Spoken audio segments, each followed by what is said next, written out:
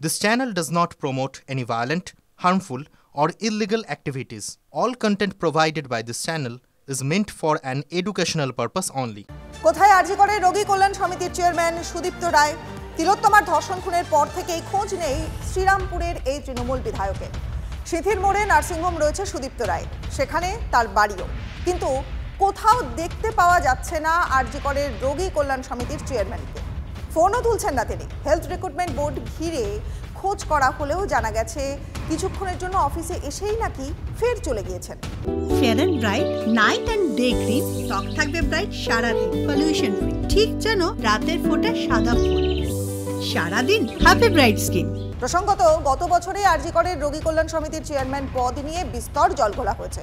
গত বছরের শুরুতে এই পদ থেকে সরানো হয় সুদীপ্ত রায়কে, আর তার জায়গায় নতুন দায়িত্ব পান শান্তনু সেন। কিন্তু অক্টোবরে ফের পুরনো পদে বহাল করা হয় সুদীপ্তকে। এদিকে ওই সময়ই গত বছরের 11ই সেপ্টেম্বর সন্দীপ ঘোষকে মুর্শিদাবাদ মেডিকেলে বদলি করেছিল স্বাস্থ্য ভবন। তবে কিছুদিনের মধ্যেই ফের সন্দীপকে ফেরানো হয় আরজি করের অধ্যক্ষ পদে, জানিয়ে সেই সময় বিস্তর চাপানোতর চলছিল। সুদীপ্ত রায়ের বিরুদ্ধে তোপ দেখেছেন বিধানসভার বিরোধী দলনেতা শুভেন্দু অধিকারী। সবথেকে দুর্নীতিগ্রস্ত লোক আরজি করের নতুন মেশিন শ্রীরামপুরে নিজের নার্সিংহোমে লাগিয়েছেন, আর নার্সিংহোমের ভাঙা মেশিনগুলো আরজি করে দিয়েছেন, অভিযোগ শুভেন্দু অধিকারী। মোস্ট করাপ্টেড আরজি করের নতুন মেশিনগুলো সব শ্রীরামপুরে নিজের নার্সিংহোমে লাগিয়েছে, আর শ্রীরামপুরে নিজের নার্সিংহোমের ভাঙা মেশিনগুলো আরজি করে দিয়েছে। এই লোকটাকে শ্রদ্ধা করতাম, এত নোংরা কাজের সঙ্গে যুক্ত হয়েছে ভাবার বাইরে। আরজি করে সরকারের সব মেশিনগুলো ওর নার্সিংহোমে নিয়ে গিয়ে লাগিয়েছে। আমি তো এত বড় কথা বললাম, ঢুকে দেখে আসি। তৃণমূল কংগ্রেসের অন্দরে কাজিয়া চলছে। দেবকে কটাক্ষ করে এক্স হ্যান্ডেলে আবারও পোস্ট করলেন কুণাল ঘোষ। ঘাটাল হাসপাতালে ডায়ালিসিস ইউনিটের উদ্বোধনের ছবি দিয়ে ঘাটালের সাংসদকে কটাক্ষ কুণালের। পোস্ট করে কুণাল বললেন, ঘাটাল হাসপাতালে ডায়ালিসিস ইউনিটের উদ্বোধন করেছিলেন স্বয়ং মমতা বন্দ্যোপাধ্যায় 12ই মার্চ ভার্চুয়ালি। স্থানীয় কর্তা ব্যক্তিরাও ছিলেন। এবার 4 সেপ্টেম্বর ওই একই ইউনিটের উদ্বোধন করলেন সাংসদ দেব। উদ্বোধক হিসেবে মুখ্যমন্ত্রীর নাম বদলে দেবের নাম। এলাকার মানুষ তো অবাক। সুপারস্টার বলেই এত বেনজির সাহসী কাণ্ডটা করা যায়। শুধু রিলের নয়, রিয়েল হিরো অভিনন্দন দেব পোস্ট করেছেন কুণাল ঘোষ, আর তা নিয়েই ইতিমধ্যেই নানান বিতর্ক শুরু হয়েছে। আবারও কাজিয়া তৃণমূলের অন্দরেই। দেবকে কটাক্ষ করে এক্স হ্যান্ডেলে পোস্ট করেছেন কুণাল ঘোষ। বিজেপি নেতা সজল ঘোষ এই মুহূর্তে আমাদের সঙ্গে রয়েছেন। সজলবাবু, তৃণমূল কংগ্রেসের ভেতরে কাজিয়া এটা খুব একটা নতুন কথা নয়। নতুন যেটা দেখতে পাচ্ছি সেটা হচ্ছে দেবকে আবার কটাক্ষ করে কুণাল ঘোষ পোস্ট করেছেন, এবং সেখানে ঘাটালের হাসপাতালে ডায়ালিসিস ইউনিটের উদ্বোধন যেটা মুখ্যমন্ত্রী করেছিলেন সেটা আবার করেছেন দেব, এবং মুখ্যমন্ত্রীর ছবি সরিয়ে তার ছবি। সবাই অবাক। আপনিও অবাক? হ্যাঁ, আমিও অবাক। যে কুণাল ঘোষ মমতাকে চোর বলেছিল, সে আজকে মমতার হয়ে যখন গলা ফাটায় তখন আমিও অবাক। আরেকটা কথা বলি, এরা যে যাই করছে, দেব নিজের নাম লাগাচ্ছে, হ্যাঁ লাগাক, ওটা অ্যাজ পার ল নিজের নাম লাগাতে পারে। এরা এমন একটা ভাব করে মুখ্যমন্ত্রী নিজের নাম দিয়ে উদ্বোধক মুখ্যমন্ত্রী, এমন করছেন যেন বাপের টাকায় কাজ করছেন।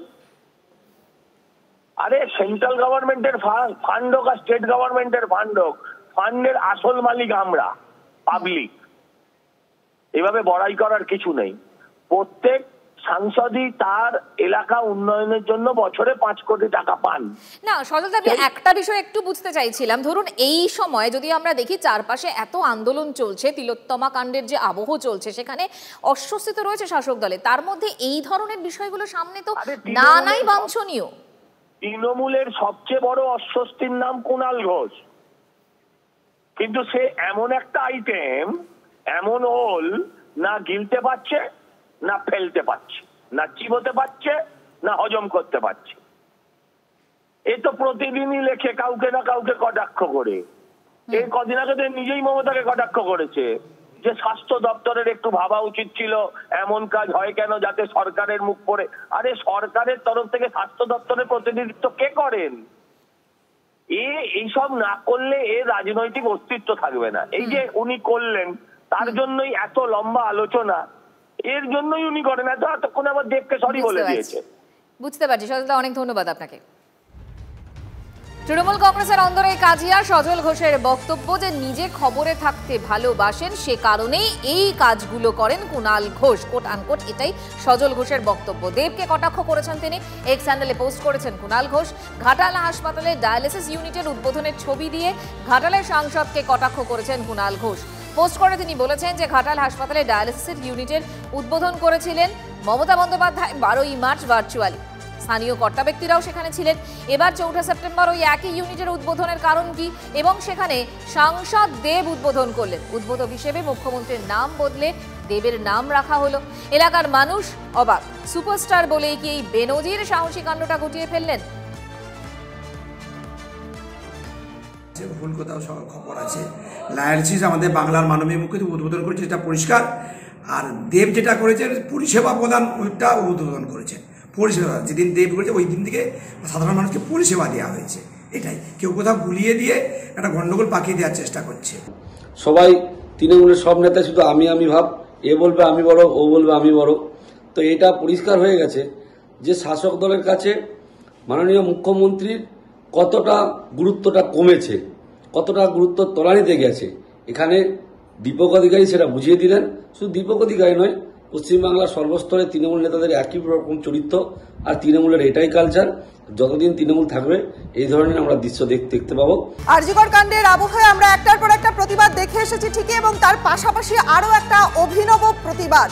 পুজোর অনুদান প্রত্যাখ্যান করে আরো এক পুজো কমিটি প্রত্যাখ্যান করেছে পুজোর অনুদান। এবার শ্রীরামপুরের মহিলা মিলন চক্র পুজো কমিটি দুর্গাপুজোর সরকারি অনুদান প্রত্যাখ্যান করল। শ্রীরামপুরের মহকুমা শাসক এবং থানায় পুজো কমিটির তরফে চিঠি দিয়ে অনুদান প্রত্যাহারের কথা জানিয়েছেন তারা। প্রথম কথা, আমরা মহিলা, আমাদের সোনার মেয়ে, আমাদের আরজিকরের চিকিৎসক, জুনিয়র চিকিৎসক, তার নারকীয় হত্যাকাণ্ডের আমরা তীব্র প্রতিবাদ জানাচ্ছি। আমরা সরকারি অনুদান চাই না, আমরা চাই তার বিচার। যেভাবে এই হত্যাকাণ্ডের সমস্ত কিছুকে চাপা দেওয়ার চেষ্টা করা হচ্ছে, যেভাবে আমাদের এই জিনিসগুলোকে, প্রমাণগুলোকে সমস্ত লোপাট করে দেওয়ার চেষ্টা করা হচ্ছে, আসল লোকেদেরকে আড়াল করা হচ্ছে, সেটার পরে আমাদের মনে হয় না যে এই সরকারের কাছ থেকে আমাদের এই অনুদানটা নেওয়া উচিত।